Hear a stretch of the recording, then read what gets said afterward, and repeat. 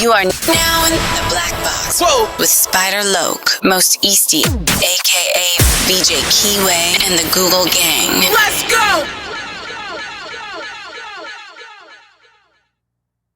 Snakewood and that hustle. Big shout out to my nigga SPI, Spider Loke. You know I'm in the Black Box. Had to come through, tap in, show love one time. Yeah, y'all make sure y'all subscribe. Stay tuned. All that. Jeter, gratitude is the attitude. The show is a blessing to be back in the Black Box as we blow a succession. The constant, consistent, continuous content creation campaign continues. Those are the 7 C's. As we navigate these, I am the captain of the voyage, SPI Easty, a.k.a. VJ Keyway, Mr. 1597 himself. We come together for some R&R, so go ahead, roll up, relax as we randomly react to this content in these YouTube streets. Today, we got Byron Blake's channel. Go follow up Byron Blake, B-Y-R-O-N Blake.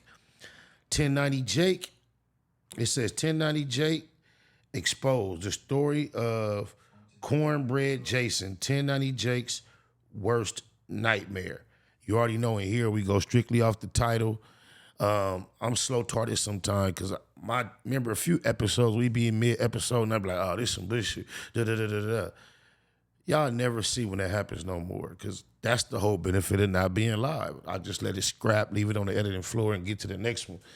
But I actually have, but it took me to be just doing something regular to think like, oh, no, I was in the middle of one. And I was like, man, fuck this. And I came out instead of still finishing it and uploading it. But I was talking to y'all like I was live, like, man, this some bullshit. But anyway, with no further ado, let's see what 1090 Jake has been up to according to Byron Blake. On today's episode of 1090 Jake Exposed, we're going to dive back down into the Tampa streets and discuss what many people who know Tampa and know 1090 Jake describe as one of 1090 Jake's worst nightmares. Now, I've never been to Tampa, but one thing that I can see is that if you really from Tampa, it don't matter if you white, black, Hispanic. The people that's from Tampa gonna know you. No matter what walk of life you come from, there's gonna be somebody from the city that can say, hey, I know this dude, I heard about him. Now, in this case, we got nobody that's vouching for 1090 Jake that's actually from the city. But this next guy that I'm gonna tell you about, a lot of people vouching for him. And that explains to me why 1090 Jake wanted to keep their encounter a secret. But enough of this talking, let's dive in. In the beginning of 1090 Jake's journey, he did this video where he covered all of his disciplinary reports and other situations he had been into while he was incarcerated. Let's watch this flashback. So, let's see what I did. While the officer was assigned at Q Dorm, which was confinement, and conducting a security check, the officer observed me, myself, and another inmate striking each other about the blank. I don't know why they blanked it out because if you go lower on this page, it just says the torso and the face. We were striking each other with closed fists. So basically, we were just fighting in the cell, and they came, they gassed us. It wasn't nothing too crazy, you know what I mean? It was just a simple fight. 30 days of confinement for the fight. And then because of the fact that we refused to stop fighting, when they told us to stop fighting, they gassed us. So this was my second time being gassed. But it was only the little can of gas. It wasn't the big, bad can of gas that hit me with the first time. So it really wasn't that bad. And I mean, they really got the other guy more than they got me. But, now, if you notice, Jake did not give us the specifics, the gritty, grimy details that he normally does when telling his prison stories. In fact, he kind of breezed through this one as if he really didn't want to mention it, but he had to mention it, but he didn't want to go too deep into it. He just wanted to get it over with. As evidenced by the red markings, he also personally redacted the inmate's name out of this ticket, just like he did with the Jimmy situation. When he showed us Jimmy's ticket, he personally marked Jimmy's name out, just like with this inmate, because he didn't want anybody to be able to find out who this person was, because he was lying about the way these stories went. Remember, he told us that Jimmy got his face slashed open, and that was determined to be a lie. Hit by a Zoe, he put a brick from the basketball court, the asphalt, inside of a sock, and hit me over the head and put like a bullet hole in my head. Just because of specific issue with him, or was it? No, it would be a bullet hole. With the Zoes, we were at war with the whole compound. So the same homie that cut the other one, he got him blasted. So they did a little fake call-out sheet, and they wrote up a thing to go to medical, but they put his name on it, so they knew when he was coming out. I was in confinement when this whole shit happened, so they had him come out, and then they hit him with a real box cutter blade, ripped this whole shit open. Wow. He back in Haiti right now. I looked him up when I got up. You looked him up? Yeah, big dumbass sky on his face. Cut, bro. Yeah. After 1090 Jake was exposed, when a handwritten grievance was discovered, showing. I ain't gonna lie, I finally realized why Nia's wear their hair up right there. Stop this shit. I'll be finding myself do the white people stuff when I put my glasses on. It's so, cause it ain't trying to do it, it just being in the way. Oh my mama. That he had actually ridden the warden and named Jimmy as the person who assaulted him with a rock and a sock, he would attempt to explain himself. Of course, he would try to flip things on Jimmy by producing a witness statement written by Jimmy that was written after 1090 Jake had already written his statement. But Jimmy's not the one who's out here calling people snitches and producing paperwork. So, while Jake may have thought that he was exposing Jimmy and deflecting, he actually gave us what we came for, which is proof that Jimmy was the person whose name he had personally redacted, and also that Jimmy was the person who he was referring to when he said this guy hit him over the head and got his face cut open. So when I saw that Jake had posted this disciplinary report and had personally redacted the name of the guy he was fighting, I went and did the homework and got a copy of it myself so I can see who this guy is. Now, as you see in the top right corner, this incident happened June 15th, 2014 at the Appalachia East Unit. Let's read the non-redacted version. Inmate Cherry Jacob is being charged with 2-4 fighting, rude prohibited conduct, chapter 33, 601, 314. On June 15th, 2014 at approximately 12:27 a.m., while assigned as Q confinement officer and conducting a security check of Q2 Quad 1, Officer K. Williams observed inmate Cherry Jacob, DC number C07652, and inmate Welch Jason, DC number T52484 in cell Q2206, engaged in mutual combat, striking one another about the heads and upper torsos with closed fists. I repeatedly issued the two inmates verbal orders to cease their actions with no results. Inmate Cherry remains in disciplinary confinement pending the disposition of this report. The shift OIC was notified and authorized this report. Once I got this unredacted copy of the disciplinary report, I was able to look this person up and find out that it was this guy, Jason Welch, from Tampa, goes by the nickname of Cornbread. This is one of Cornbread's earlier You gonna eat your cornbread? Mugshots. In fact, this mugshot is from a 2012 conviction, which is around the time that he was incarcerated with 1090 Jake. This is the latest photo of Cornbread that we have available to us right now. According to the oh my God, no way, He looked like that's him on that sound effect. Streets of Tampa, everybody knows Cornbread. Now, what you know him for may differ. It depends on who you're talking to. You might know him for stealing. You might know him for something else. But in the streets of Tampa, everybody knows the white boy Cornbread. He also goes by the name Cornbread Jason. So he's either Cornbread or Cornbread Jason. This is his current sentence history. I guess this is the sentence that he's on probation for, even though he's actually fighting a case right now. This is the current sentence that he was out on parole or probation for.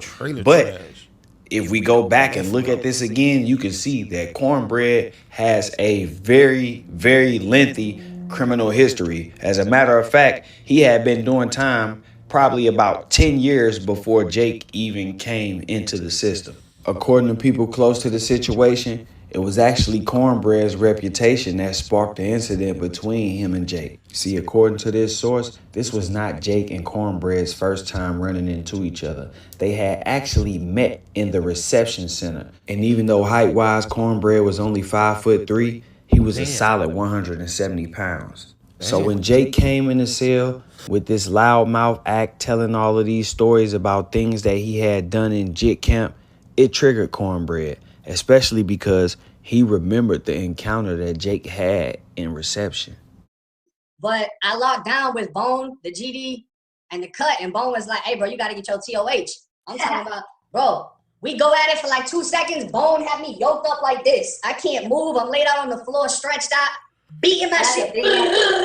I'm talking about the whole time we were locked down, though. So, you know, this is like 30 minutes or an hour. So when I came out, I'm talking about my whole stomach, ribs, and chest. Like, you can see all the blood under my skin busted up. He was like, you gonna break it off? You gonna break it off? I said, yeah, I break it off. The second he let me go, I hit his ass. Boom! They went to flipping me again. But we was cool. This dude just described the bruise as the blood up under my skin. He just made a bruise sound gory. That's crazy. See the blood up under my skin busting out? If it's up under your skin busting out, it's not quite blood that we see. That is discoloration, bro. This dude is crazy. This shit though, you feel me? It was just on some shit like, you gotta get one to give one. You feel me? Now, what you just heard was Jake describing how the other guys he was allegedly cool with beat him until he was all bruised up. He calls it a TOH, but no prison that I've been to What is a TOH, bro? Please explain. requires you to get beat on by the other inmates to prove that you are cool. This kind of puts me in the mind of the story about Bimba and Ramp. That sounds like somebody that got put on the gang while in jail, bro. Yeah, don't miss that, Byron. You know, gang initiations is the group beat on you voluntarily. And if he went through that in jail, it sounds like that's where his gang connection may have started. Maybe he started gang banging in jail. Bo slapping Jake till his mouth bloody, and he thinking it's just playing, but in reality, they was grooming him, you know. Anyway, Cornbread, who was around 24 years old at the time he and Jake were sellers, he's about 5 years older than Jake. He wasn't about to let some kid who literally let these other guys beat him till he was bruised come in there and talk crazy to him in the cell. And I think Jake underestimated him, and that's where it went left. I heard Cornbread flashed out so bad that you could hear him hitting Jake 3 or 4 cells down the hall. And when the COs came and told him to stop, he still wouldn't stop, which is why they eventually ended up spraying him and why Jake said this when he was talking about it. So this was my second time being gassed, but it was only the little can of gas. It wasn't the big, bad can of gas that hit me with the first time, so it really wasn't that bad. And I mean, they really got the other guy more than they got me. But well, of course they got him more than they got you. He was the one that they were actually trying to stop. Now, somebody else who was familiar with this story and actually from Tampa told me that the story that Jake tells about the young guy that he ran into who claimed he was a blood and Jake made him fold his flag and then he ran into the guy later on at another facility is actually the story of Jake and Cornbread, where Cornbread actually ran into Jake in the county and made Jake stop claiming blood and told him he not from Tampa, and then ended up running into Jake again in the facility and told him, hey, stop claiming blood, you not from Tampa, and then end up running into him again at ACI, and that's where he actually beat Jake up in the cell and wouldn't stop until the COs actually used mace to get him off of Jake. That's how they ended up with this disciplinary report. And according to my source, that's also how Jake ended up under Rambo. Like, he started really hanging up under Rambo after that incident happened. And then Rambo starts slapping blood into his mouth. And somehow he ends up being best friends with Bimba, who ends up slapping blood into his mouth. With that said, I'm going to wrap this up, man. If you listening to your music on Spotify, Tidal, Apple Music, wherever you listening to your music at, make sure you go stream Standing on the Business, the deluxe edition. If you listening to your music on a free platform like YouTube, make sure you stay right here. Hit that subscribe button, hit the like button, leave me a comment. All that YouTube stuff. Standing on the Business, the deluxe edition is out right now. Standing on the Business 2 on the way this summer. It's your boy Byron Blake. I'm out. Yeah, what he said apply for me too. Do all that YouTube shit.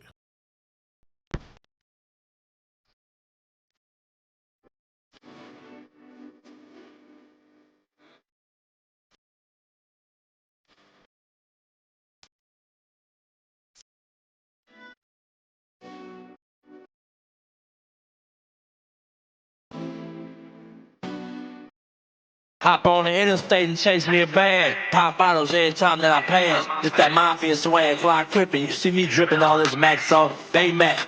Be about your money at all costs. Hop on the interstate and chase me a bag. Pop bottles every time that I pass. It's that mafia swag, fly crippin'. You see me drippin' all this Max off Baymax. Be about your money at all costs. I'm from the land of the crack pavement. When niggas holler stay dangerous and squabble up just like Javante Davis. Niggas haters, they on lame shit. We be on that game shit. He thought he got away. I chase him down LeBron James shit. Blood stain from the stainless, he need a paramedic. And we play ball. Everybody around me athletic, still stepping, well committed. I stand on business. Every load I jump in, that bitch tinted. Won't catch me slipping. About my money low, run me that bag. Call my bitch and say I need you. She gon' run to me fast. That mafia swag, she can't get enough. And she know I'm about my man. She let her sit and watch me add all this money up. Riders popping out the cut like roaches when the lights on. I'm just like BG with my niggas, whether right or wrong. Dead in mafia, you entering the danger zone. Tiny Macs be cracking heads, you better have your helmet on. Hop on the interstate and chase me a bag. Pop bottles every time that I pass. Just that mafia swag, fly crippin'. You see me dripping all this Max off Baymax. Be about your money at all costs. Hop on the interstate and chase me a bag. Pop bottles every time that I pass. It's that mafia swag, fly crippin'. You see me dripping all this Max off Baymax. Be about your money at all costs. These niggas be hopping out of foreign whips and feeling like they run shit. The homie like Nick Cannon, he a fool with them drumsticks. Serve him and they done with. Have all of them niggas hit. Something heavy in my Baymax sweater. You see the gun print. Yeah, got me bent behind tent, but I'm low key, give a fuck about the busters. The real niggas fuck with me, I move solo. Two pro clubs over polo. You won't catch me in none of you niggas photos. Y'all too friendly. Hopping out, spilling my Remy, smoking on good pressure. Always in a different low. Gotta keep these niggas guessing. Firearms in my possession. Steady counting my blessings. Believe in God and believe in this weapon. And try not to do too much stressing. Ain't seen my daughter in months. And when we FaceTime, I shed tears, I can't help it. And still connected in these streets just like Wi-Fi. Chucking up the set for death though. We gon' rip ride. Hop on the interstate and chase me a bag. Pop bottles every time that I pass. It's that mafia swag, fly crippin'. You see me dripping all this Max off Baymax. Be about your money at all costs. Hop on the interstate and chase me a bag. Pop bottles every time that I pass. It's that mafia swag, fly crippin'. You see me dripping all this Max off Baymax. Be about your money at all costs.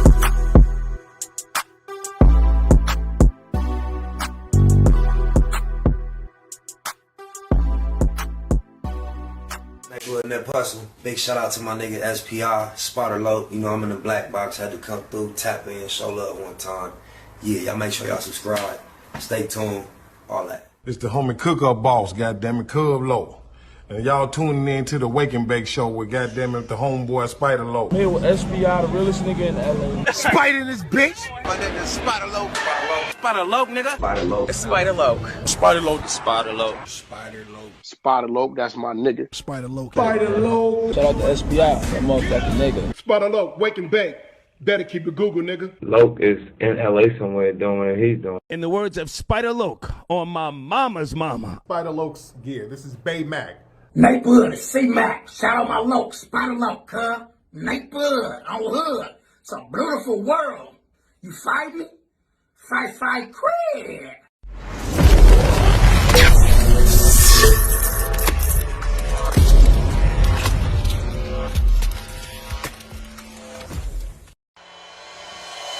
Point blank, through no subliminal dissing. When I listen, I can tell you never been on no mission. Sticking to the script, don't care if I offend you. Neighborhood crib, the marathon I overlook my competition, never seeing them. I done train my mind that I'm going. You could tell by how I walk, talk, I'm a boss. A east side millionaire, homie, what you thought? My life is a movie. They can't get close to me. They mad cause they can't be. I'm everything that they wanna be, yeah. You are now in the black box. Whoa! With Spider Loke, Most Easty, aka BJ Keyway, and the Google Gang. Let's go!